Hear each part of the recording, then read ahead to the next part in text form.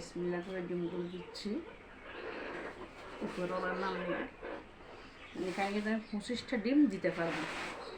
একটা ডিমও আমার কি নষ্ট হবে না, সব ডিম বাচ্চা হয়ে আসবে। আমি ফার্স্ট ডিম দিয়ে একটা সেকেন্ড দেবো আলতার মতো করে মোবাইল দিয়ে লাইট দিয়ে, বাকি ডিমগুলো যাতে যেগুলো বাচ্চা আসে না ওগুলো আমি বের করে ফেলি, বাছাই করে ফেলি 5 দিন 6 দিনের মধ্যে। এখন আমি দেখেন একটা ডিমে কিন্তু এদিকে নিয়ে যাচ্ছে না, সব ডিম এখানে চলে আসে। মুরগিকে টেনে রাখতে হবে না, ডিম এমনিতে থাকবে, ডিম এমনিতে মুরগির বুকের নিচে থাকবে, ছড়িয়ে ছিটে যাবে না। এই দেখতেছে মুড়তেছে।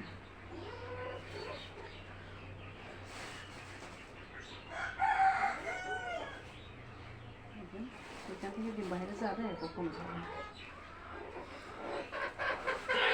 এখানে 25টা ডিম দিচ্ছি, 25টা ডিম এখানে আমি দিয়ে দিচ্ছি। এটা আমার সব ডিম কিন্তু এক জায়গায় আছে।